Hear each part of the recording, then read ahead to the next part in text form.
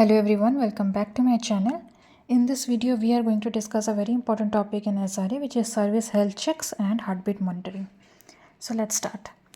First is service health checks. These are automated tests that continuously check if a service is healthy, functioning and ready to serve the traffic. Think of health checks as a full body checkup done automatically and repeatedly. In this process, first comes the liveness check, which is to check if the process is actually alive. Now, what it does, it checks if the application process is responding normally. If it fails, the system restarts the service. Now, why it's important? Sometimes a service is running but stuck, frozen, or deadlocked. Liveness probe catches this.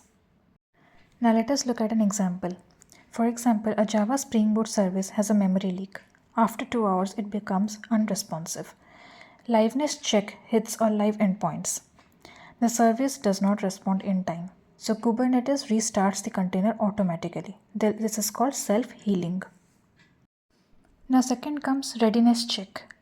This is to check that if the service can accept the user traffic. Now what it does, it checks if the service is ready to serve the requests. If it fails, the load balancer removes it from the rotation. Why it's important is a service may be running but unable to talk to its dependencies like DB or cache or Kafka, etc. Let's look at an example. So for example, an API is running but Redis cache is down. Readiness check verifies that can I connect to Redis? No. It returns not ready. Load balancer stops sending traffic to this instance. This prevents the user errors like 500 internal server errors. Third is startup check. This is to check did the service start properly, used when an application takes long to boot. Why it matters, without a startup check, Kubernetes might think slow startup is equal to failure. So it's very important to check this. For example, a machine learning service loads 2 GB of model files during startup. This takes 2 to 3 minutes. Startup probe allows this time. If startup probe times out, container never starts. Fourth is dependency health check. Sometimes your service is healthy but its dependencies are not. Typical checks would be, is the database reachable?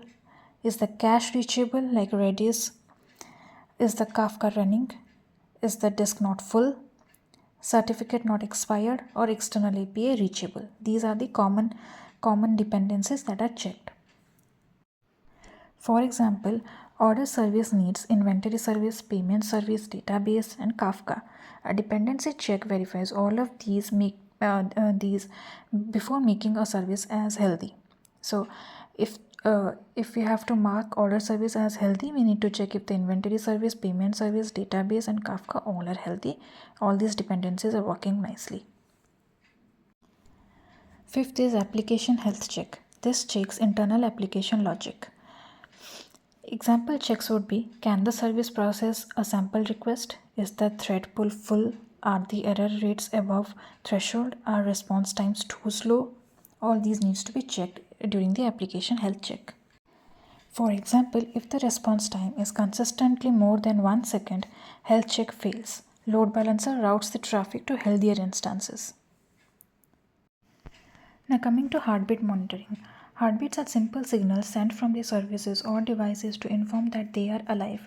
Think of heartbeat as someone saying, hey, I'm alive every few seconds.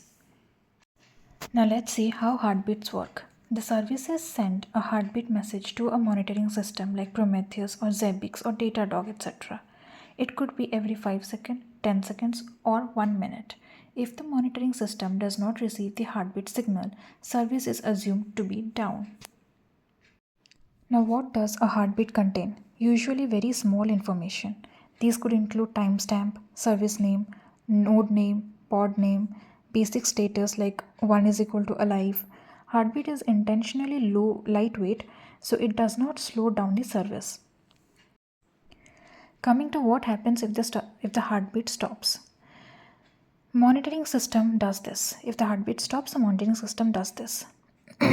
Marks the service as unhealthy, triggers alert for SRE team. Sometimes it starts automatic failover. Now let us take a look at some real world examples of heartbeat. Example 1, database replication. In a master replica setup, primary DB sends heartbeat to replica.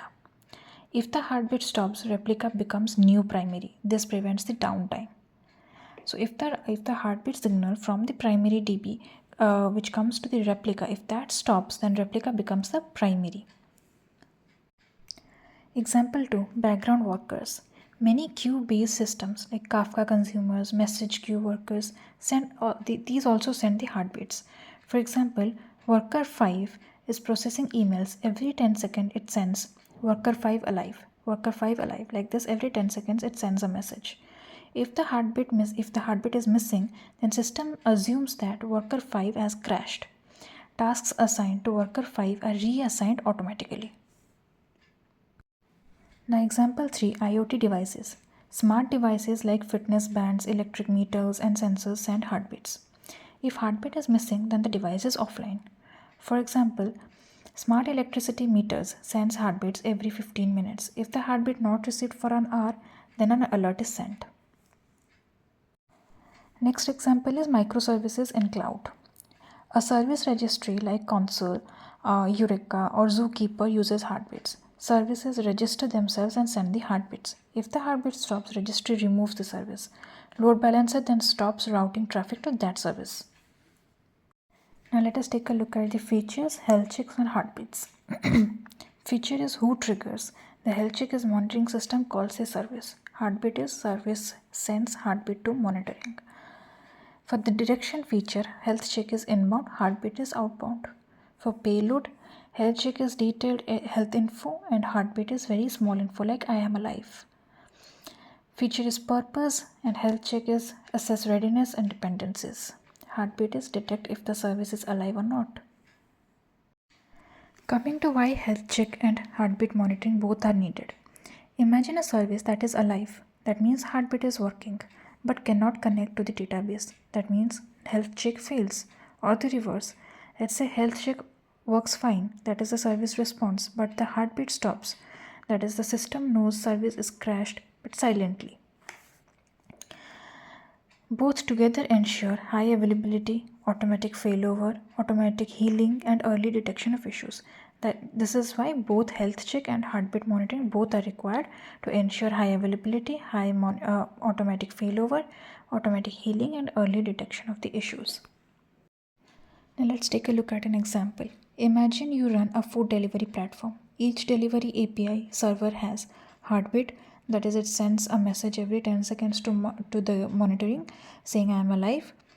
For liveness check, it ensures the service is not frozen. For readiness check, it ensures DB connection is healthy, ensures restaurant list service is reachable, ensures that server can handle the requests.